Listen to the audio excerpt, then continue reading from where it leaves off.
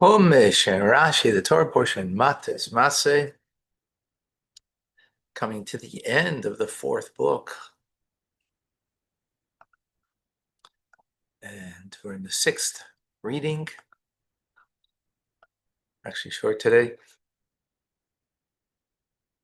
Let's get right into it. V'daber Hashem al Moshe Lemar, and Hashem spoke to Moshe saying, we're in chapter 34, verse 16. Chapter 34, verse 16. You have it there?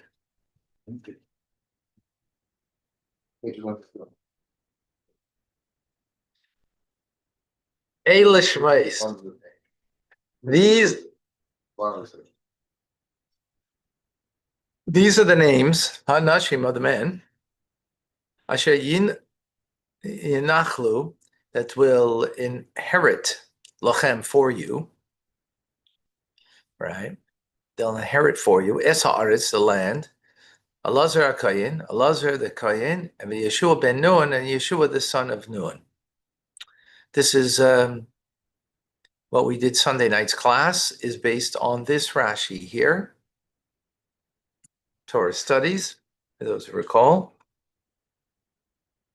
Rashi says in 17, in Cholu Lachem, that they will inherit for you, take possession of the land for you. What does it mean for you? Bishvilchem. Lachem means here on your behalf. Usually lachem, the common meaning is to you, right? But here it means on your behalf. Kol nasi v'nasi apitropis l'shiftoi. Every leader of the tribe, prince, is a apitropis, is a trustee for his tribe. Umechalik nachlas hasheva, and he would divide the portion of the tribe, the mishpaches, to everyone, every family, ve'ligvarim, and to every individual man. And he would select for each and every one of them chilik hagan, the appropriate portion.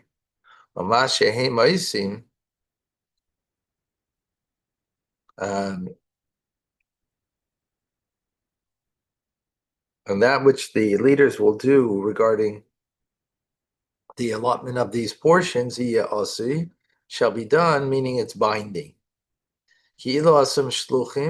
It's as if they're the members of each tribe made them their representatives. And it's not possible to explain the word lachem over here, kechol lachem shebemikra, the way we usually translate it in the Torah, which means to you,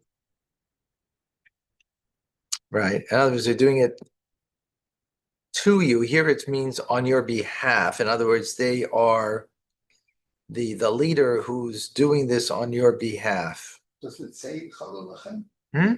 Does it say Chalal Lachem? Yeah, but lachem means to you. Here it means on your behalf.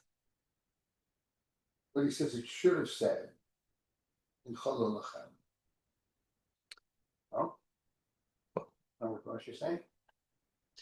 She'im Kain, is that what you're reading? Is that what you're referring to? She'im Kain, if so, in other words, if it meant like an all King Hilux save. Right. So we're just reading it now. Oh. She'im Kain, because if it meant like it was in everywhere else in the Torah, it should have been written Hayu Lichteb Yanchilu Lachem. It should have said, in other words, the vowels under the word Yanchilu would be different. It would be Yanchilu, not Yinchalu. And then it would mean it would be a huh? You can't read the translation. No. The translation doesn't make sense. Here it's clear. In the Hebrew, yeah, it would be vowel differently if it meant to you rather than for you. So Yinchalu mashma. On your behalf. Shehem neichlim lachem, that they're taking possession for you, meaning bishvilchem, on your behalf, in your place. Kamay lachem, Hashem yilachem lachem, as the term is that Hashem will battle for you on your behalf. In other words, right? That's a Rashi, and that's what we Sunday night. There's a sikha on this from the Rebbe, which we won't go into in this moment. Okay, verse 18. Nasi echad,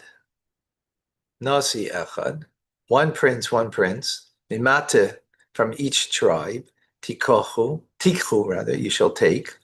Linchol isara is to take possession of the land. Rashi in 18.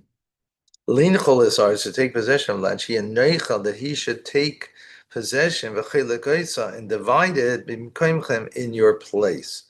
This is following again the previous Rashi, right? That they're doing it for you. That's the meaning over here.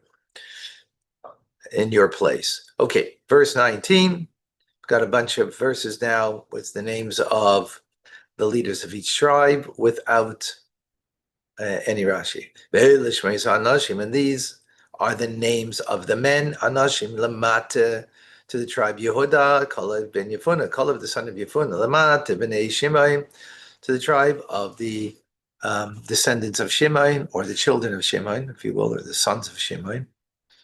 Shmuel ben Amihud, lamate ben Yamin, to the tribe of Ben Yamin, Elidad ben Kisloi, lamate b'nei Dan, the tribe of Dan, Nasi, the leader, Buki ben Yagli,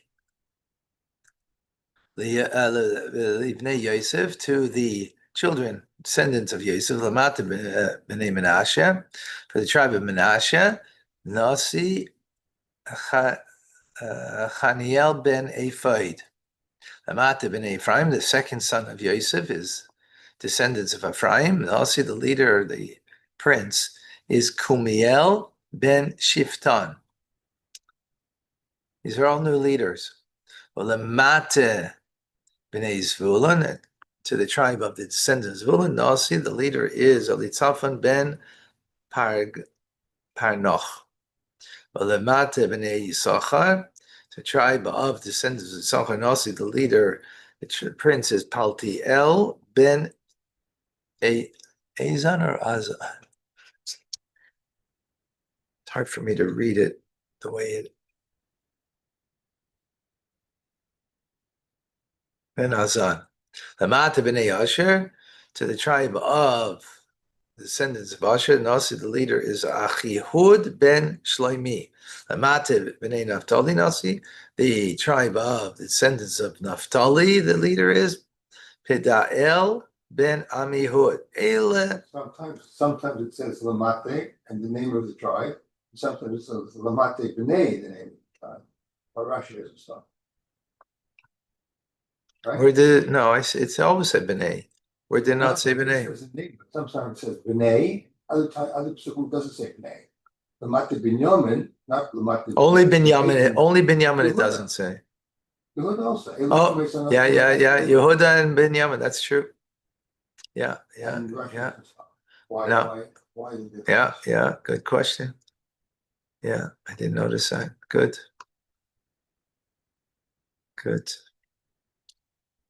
Okay, so 29 now.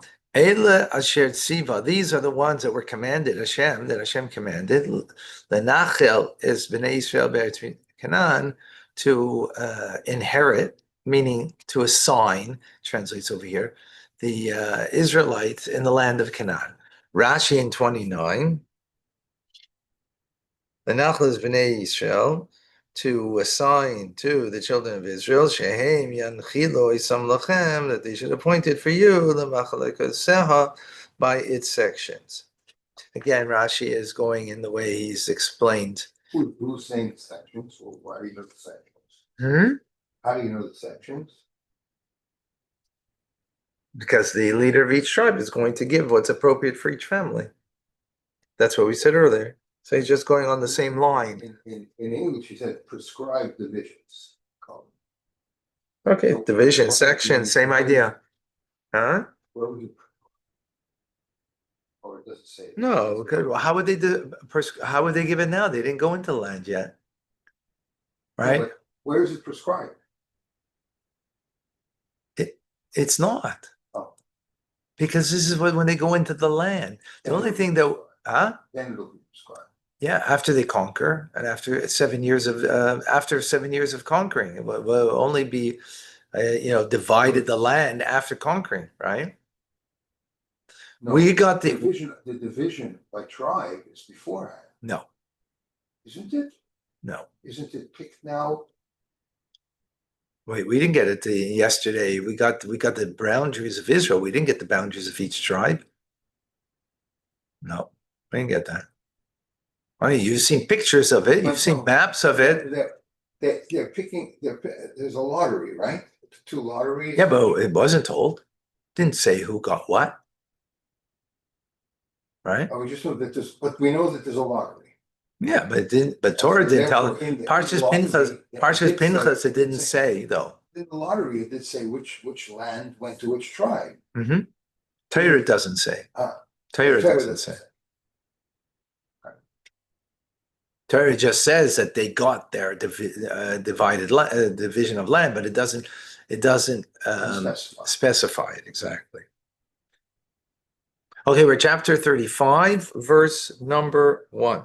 And Hashem spoke to Moshe, Arvis Moav, in the plains of Moav, Al Yarden Yerichai Lamar, on the Yarden, which means the Jordan River, Yerichai, opposite Jericho. Tav has been Israel. Well, command the Israelites, the children of Israel, and Levim, and to give to the Levim, the Levites, Minachlas Achuzoschem. You have to give them a nachala, an inheritance from your estate. Arim Lasheves, cities to dwell in, or Migrash La'arim, and Migrash means open space for the cities. So we say him around them. Titnu Levim, give to the Levites. Rashi number 2, Migrash. What does this mean? This term Migrash. I think it might be the first time we have it in Torah. So what does it mean? Rashi says, Revach, a space, Mokum Cholok, a vacant, clear area, Chutz Le'ir, outside of the city, Saviv, around the city, Liyos Lenoy Le'ir, that it should be aesthetic enhancement to the city. Ve'en Rishayim, and they're not permitted to leave Naisham Bayis, and you can't build there a house, nor to plant a vineyard, or to sow anything. In other words, it's there for purification. It's not there for you to sow the land or to make something from it. It's interesting that that's how you purify something.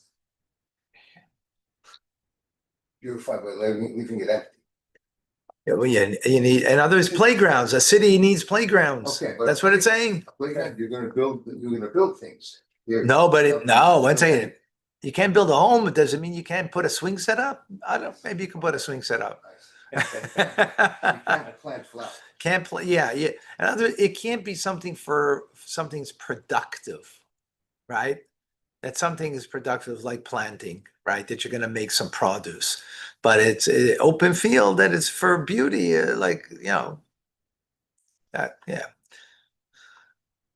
where you could, have a soccer ball and play, and the kids could play.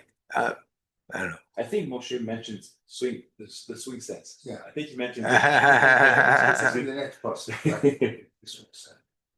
Okay, so verse number 3, V'hoyu ha'arim lahem, and these cities. Now we're talking about the cities. Should be lahem lasheves, for dwelling. Omigrashehem, but their open spaces. Okay, it'll be for their cattle, and for their property, and all of their needs. Rashi, all their needs. What does it mean, all their needs? So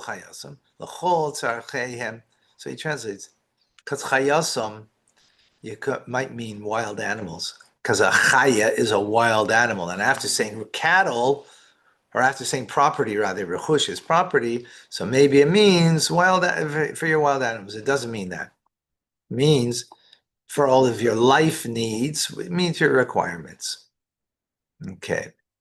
How big is this open space? Next verse. Migrashei ha'arim, and the open space for the cities, asher titnu lelevim, that you shall give to the Levites, mikir ha'ir, from the wall of the city, chutza, outwards, elef ama soviv, 1,000 cubits all around. Now, this is a cubit, a hand's length, about 1.5 feet.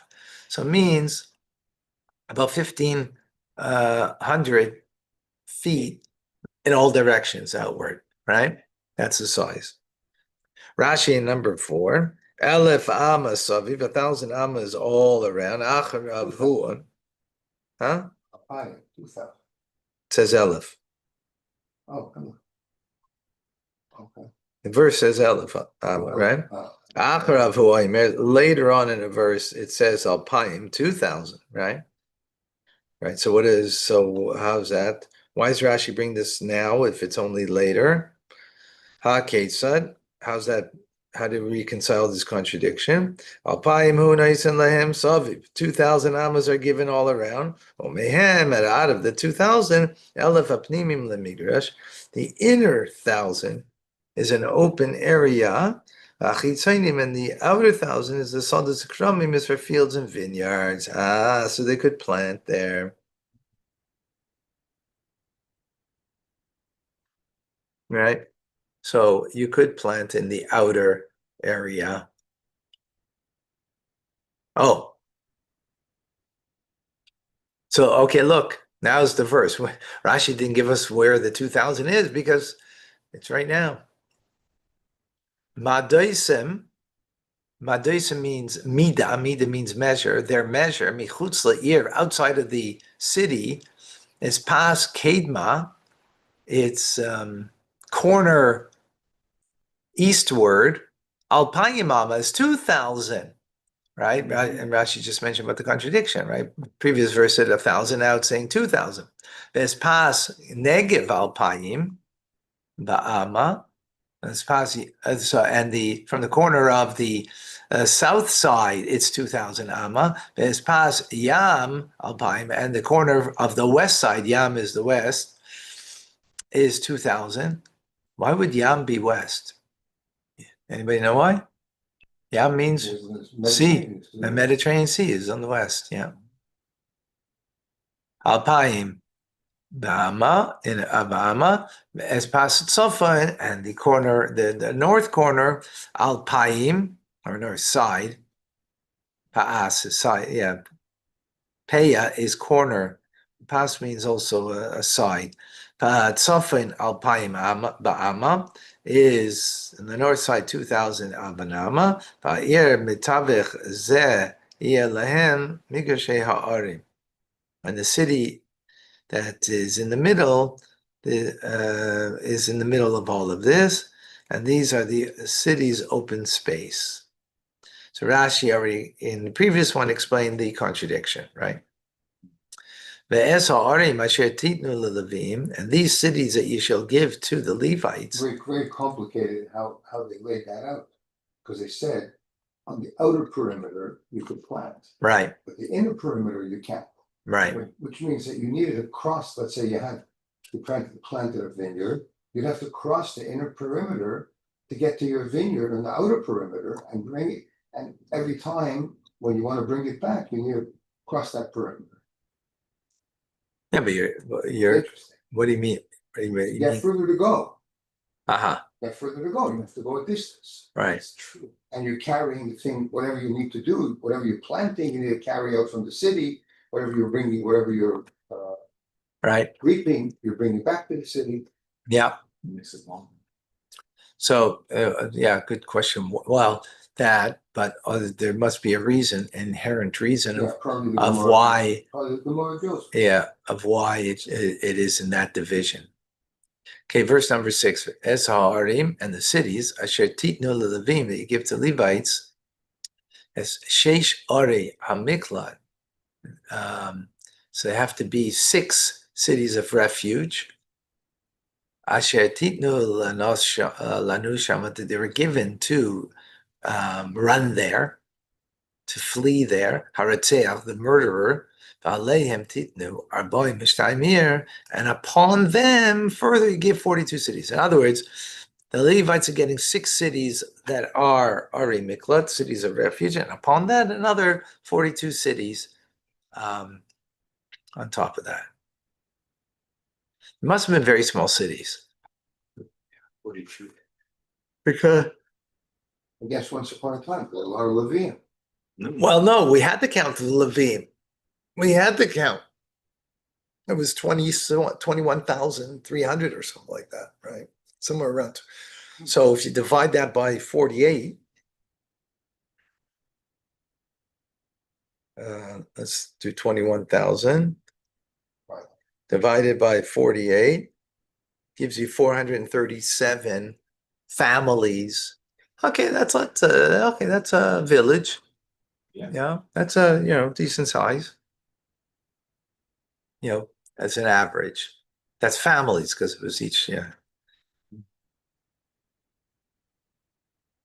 Verse number 7. All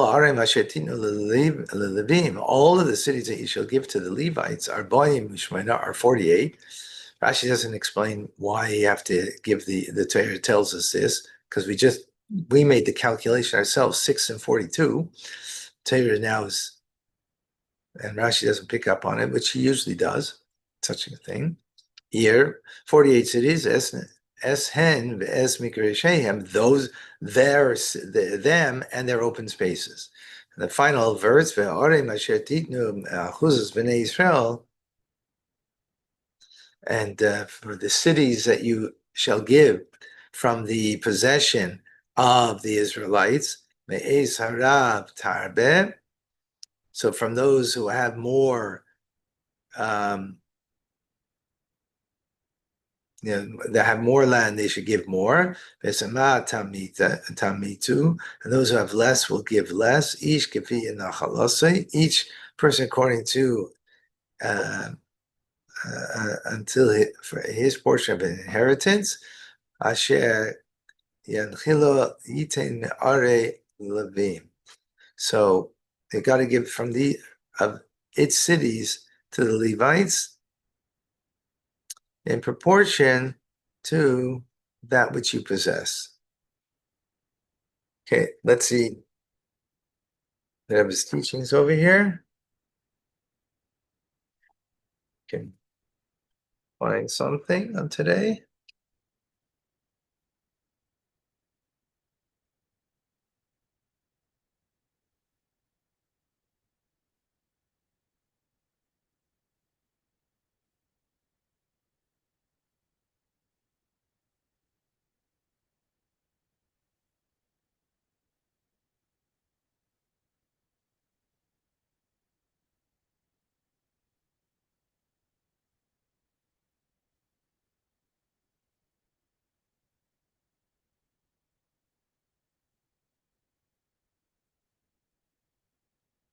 Hmm.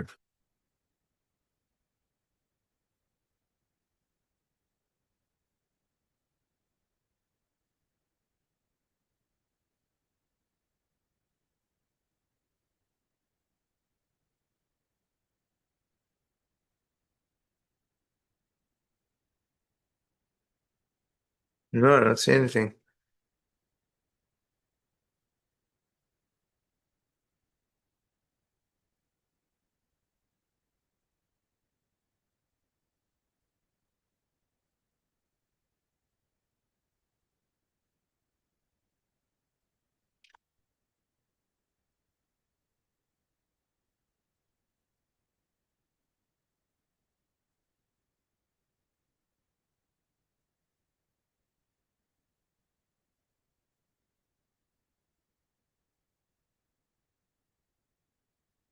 No. 1 second.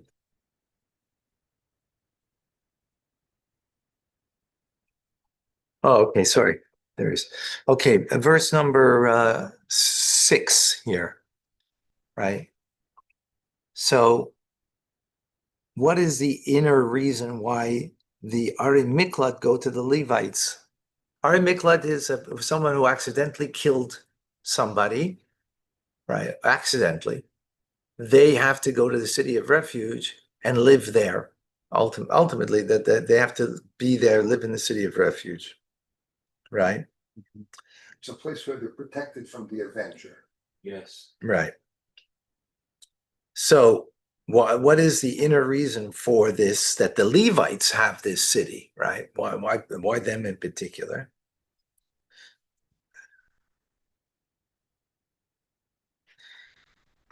Was it until the death of the Kohen Gadol? Yes, exactly.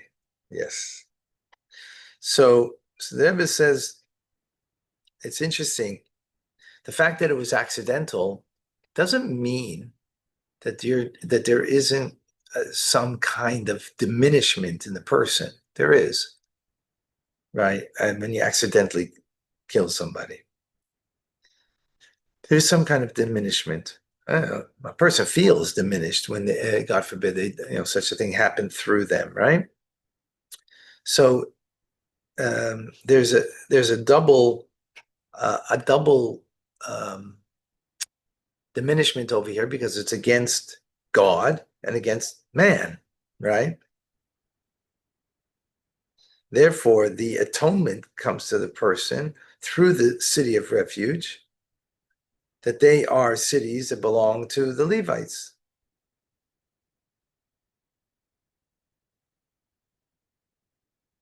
Why? Because the Levites, they are there to strengthen the connection between a person and God, and a person between people, both connections. That's what they're there. And that's the name of Levi. The name of Levi means Apam Yalav Ishai. That the word Levi means to connect. The idea, what a Levite is to enhance the connection between individual and God and individual with another. And as we see also in the words of Rambam, that tribe of Levi was separated to serve God, That is his portion, his inheritance. And also we see that that's between the Levite and God, and but the Levite and another person.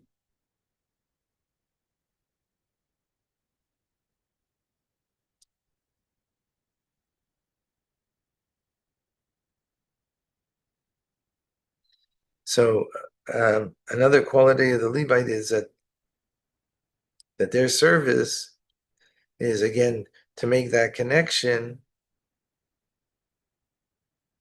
So they are responsible to show the path to the Jewish people, the straight path and the proper approach to serving God, to the masses.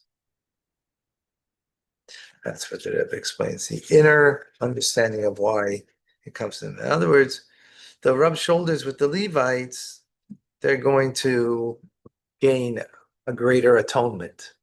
That's the idea. That's the idea.